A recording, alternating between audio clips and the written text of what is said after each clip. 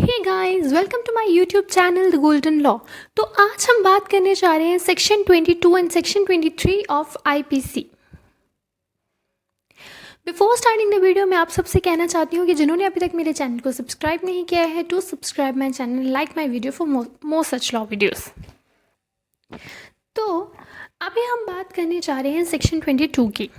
तो सेक्शन 22 जो है वो बात करता है मूवेबल प्रॉपर्टी की। सेक्शन 22 ऑफ आईपीसी कहता है that the words movable property are intended to include corporeal property of every description except land and things attached to earth or permanently fasten to anything which is attached to earth.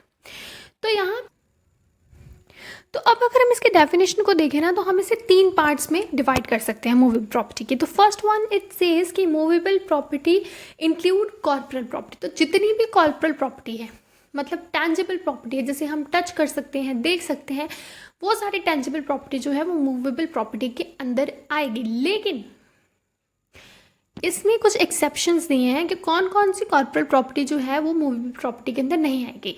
तो it says कि corporeal property of every description except land. तो जो land है वो movable property के अंदर नहीं आएगी, क्योंकि वैसे भी अगर हम लॉजिक भी लगाएं तो लैंड को हम मूव नहीं कर सकते, तो it will not come under movable property. Then and things attach to the earth. तो जो चीज़ें अटैच हैं अर्थ के साथ उनको भी हम मूव नहीं कर सकते हैं, that will not come under movable property. अब जैसे कोई पिलर है, वो जो है वो लैंड के साथ अटैच किया गया है, अर्थ के साथ अटैच किया गया है, उसे हम मूव नहीं कर सकते, तो that will also not come under movable property. Then last it says or permanently fasten to anything which is attach to earth. तो अगर कोई भी ऐसी चीज़ है जो अर्थ नहीं, लैंड नहीं है और ना ही उसके साथ अटैच की गई है, लेकिन it is permanently fasten to anything which is attach to earth. तो अब जैसे हम एग्जांपल लेते हैं सीलिंग फैन की। तो अब जो सीलिंग फैन है वो अर्थ के साथ अटैच किया गया है, राइट। तो जब वो फास्टर है विद अर्थ तो हम उसको मूव नहीं कर सकते, उसको हिला डुला नहीं सकते, तो that will not come under movable property. अगर हम सीलिंग फैन को उतार के नीचे रखते हैं तो वो मूवेबल प्रॉपर्टी में आ जाएगा, बिकॉज उसको हम मूव कर सकते हैं। लेकिन जब तक हम सीलिंग फैन को मूव नहीं कर सकते, उसको हिला डुला नहीं सकते, that will not come under movable property. तो कौन कौन सी 3 चीज़ें आई? The first one is corporeal property. Movable property क्या होती है? कॉर्पोरल प्रॉपर्टी होती है। इसमें क्या क्या चीज़ें इंक्लूड नहीं होंगी? लैंड इंक्लूड नहीं होगी, जो चीज़ें अटैच हैं अर्थ के साथ वो इंक्लूड नहीं होंगी, और जो परमानेंटली फास्टन की है, वो अटैच नहीं है लेकिन परमानेंटली फास्टन की है विद अर्थ, तो वो जो सारी चीज़ें हैं वो क्या आएंगी? वो मूवेबल प्रॉपर्टी में आएंगी। तो it was a movable property. अब हम बात करेंगे सेक्शन 23 की, जो बात करता है wrongful gain and wrongful loss की। तो अब अगर हम बात करें रॉन्गफुल गेन की, राइट, तो अभी हम बात करते हैं wrongful gain and wrongful loss की। तो रॉन्गफुल गेन क्या होता है? रॉन्गफुल गेन मीन्स के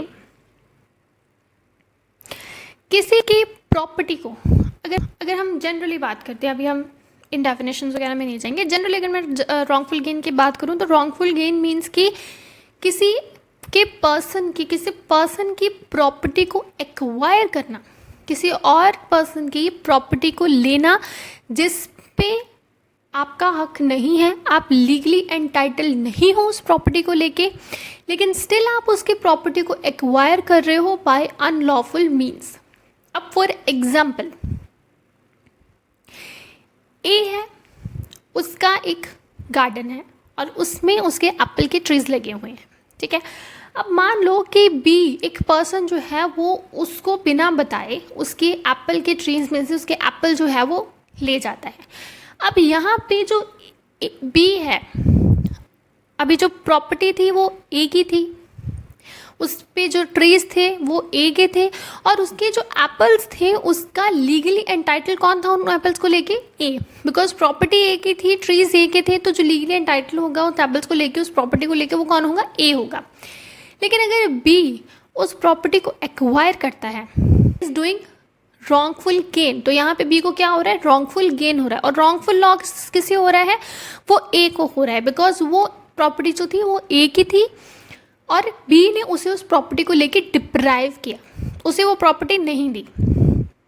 तो यहाँ पे अगर हम बात करें तो बी को यहाँ पे रॉन्गफुल गेन हो रहा है और ए को क्या हो रहा है, ए को रॉन्गफुल लॉस हो रहा है। ठीक है, अभी अगर हम इसकी डेफिनेशन पढ़ें तो रॉन्गफुल गेन क्या होता है, wrongful gain is gain by unlawful means of property to which the person gaining is not legally entitled.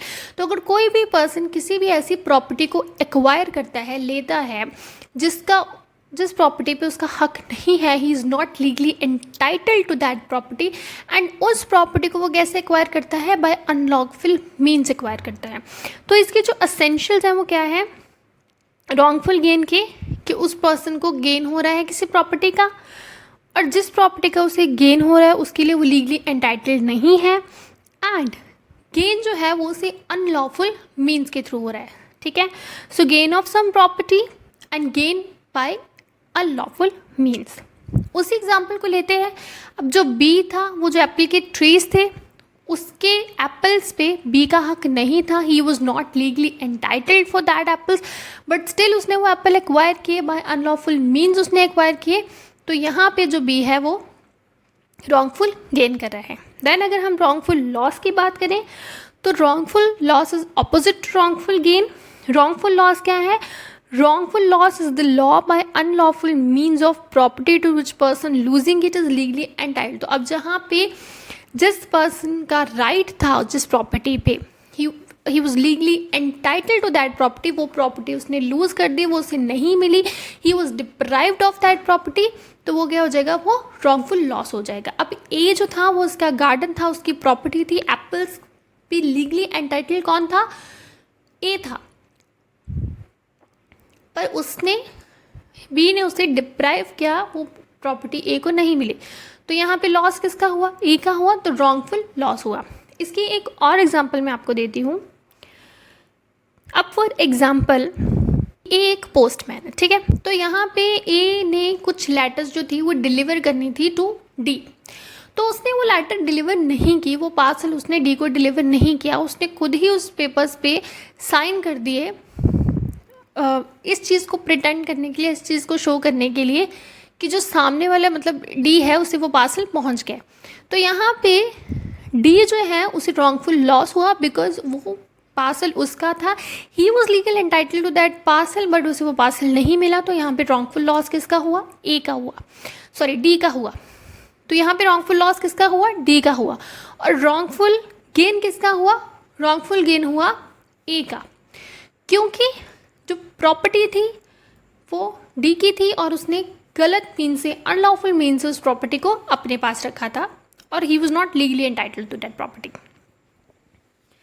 Then इसके अंदर एक और आता है, इसके अंदर इट सेज गेनिंग रॉन्गफुली और losing wrongfully. A person is said to gain wrongfully when such person retains wrongfully as well as when such person acquires wrongfully. तो अब अगर हम बात करें ना रॉन्गफुल गेन की या गेनिंग रॉन्गफुली की, तो इट जस्ट नॉट सेट कि एक्वायर करना प्रॉपर्टी को, बट अगर कोई पर्सन उस प्रॉपर्टी को एक्वायर कर रहा है और उसको अपने पास रख रहा है, उसको रिटेन कर रहा है, that will also come under gaining wrongfully. अब जैसे वो एप्पल्स जो थे वो ए के थे और बी ने उसको एक्वायर कर लिया, अब अगर वो उसे रिटेन करके रख रहा है, वो अपने पास बी अपने पास उन एप्पल्स को रख रहा है, तो यहाँ पे वो क्या कर रहा है, वो gaining wrongfully, he is gaining wrongfully. और losing wrongfully is same, which is opposite to gaining wrongfully, that a person is said to lose wrongfully when such person is wrongfully kept out of any property as well as when such person is wrongfully deprived of property। तो जब वो जिस property को वो legally entitle करता था, जब उसे वो प्रॉपर्टी नहीं मिलती है और उसे उस प्रॉपर्टी से डिप्राइव रखा जाता है, तो वो मतलब उस टाइम के लिए वो he is losing wrongfully।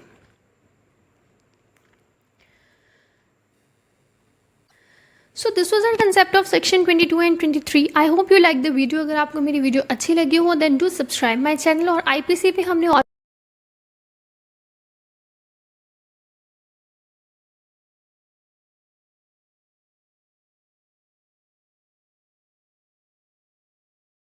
and for more such law videos do subscribe my channel, like my video। Thank you guys।